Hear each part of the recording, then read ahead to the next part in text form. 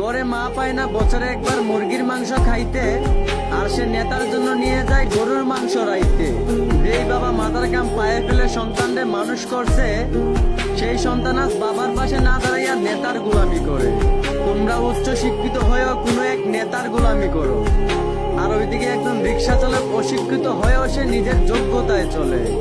বাবার সাথে মাঠে নামলে তোমরা কেউ আমাদেরকে কামলা, আর তোমরা নেতার গোলামি কইরা নিজেরা দাবি করো মানবতার ফেরিওয়ালা। ওই যে একটা কথা আছে না, চুরের মাউকের বড় গলা। আমরা নিজের যোগ্যতায় চইলেও কোনোদিন নিজের নেতা দাবি করি নাই, আর তোমরা নেতার চামচামি কইরা নিজের রাজা দাবি করো। আসলে তোমাদেরকে নিয়ে কি বলবো, তোমরা তো শিক্ষিত নামের নেতার চামচা।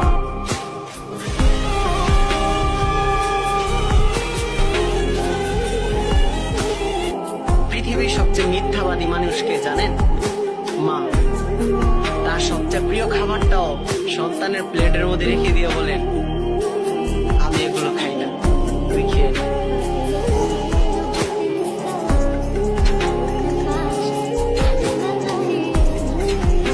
মা ছাড়া যেমন দিন ভালো যায় না, বাবা ছাড়া যেমন সংসার চলে না। যাদের মা নেই তাদেরও দিন যায়, যাদের বাবা নেই তাদেরও সংসার চলে। কিন্তু এই অনুভূতিটা শুধু একমাত্র এতিম ছাড়া কেউ বুঝতে পারে না।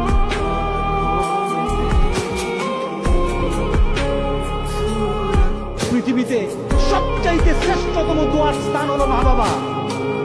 ওই মা বাবা যদি হাত পাতে আরশ পর্যন্ত পৌঁছে যায়, ওই মা বাবা যদি বদদুয়া করে, পৃথিবীর সব তীর সব টার্গেট মিস হতে পারে, কিন্তু মা বাবার বদদুয়া কখনো মিস হয় না, কখনো মিস হয় না। আর সন্তান মা বাবার জন্য যখন দোয়া করে, পৃথিবীর কোন হুজুর, পৃথিবীর কোন বুজুর্গ ব্যক্তির দোয়া কবুলের ব্যাপারে সন্দেহ থাকতে পারে, কিন্তু সন্তান যখন মা বাবার জন্য দোয়া করে, এই দোয়া আল্লাহ ফেলে দেয় না। সুবহানাল্লাহ। কারণ মা বাবার এই দোয়াটা শিখিয়ে দিয়েছেন আল্লাহ সুবহানাহু ওয়া তাআলা, রব্বির হামহুমা কামা রব্বায়ানি সগীরা। আপনি কবরে থাকবেন, আপনি প্রত্যেক নামাজে আপনার সন্তান দোয়া করবে আপনার জন্য, রব্বির হামহুমা কামা রব্বায়ানি সগীরা। করেন মা বাবার জন্য দোয়া করেন, প্রতি নামাজে বলেন মা বাবার জন্য, রব্বির হামহুমা কামা রব্বায়ানি সগীরা। আপনি দোয়া করেন, দেখবেন আপনার দোয়ার কারণে আপনার সন্তান আপনার জন্য দোয়া করছে। আপনাকে আল্লাহ যেন এমন সুযোগ করে দেয়, এমন কুলাঙ্গার সন্তান যেন আমাদের সন্তানগুলো আল্লাহ না বানায়। সবাই বলেন আল্লাহুম্মা আমিন। আপনার দালান, আপনার বাড়ি, আপনার সম্পদ, আপনার ব্যবসা, আপনার পৃথিবীর প্রতিপত্তি যত কিছু আছে, সব আপনি দুনিয়াতে ফেলেই চলে যেতে হবে, কিন্তু সন্তান কিন্তু আপনাকে ছেড়ে দিবে না। সন্তান আপনাকে ছেড়ে দিবে না।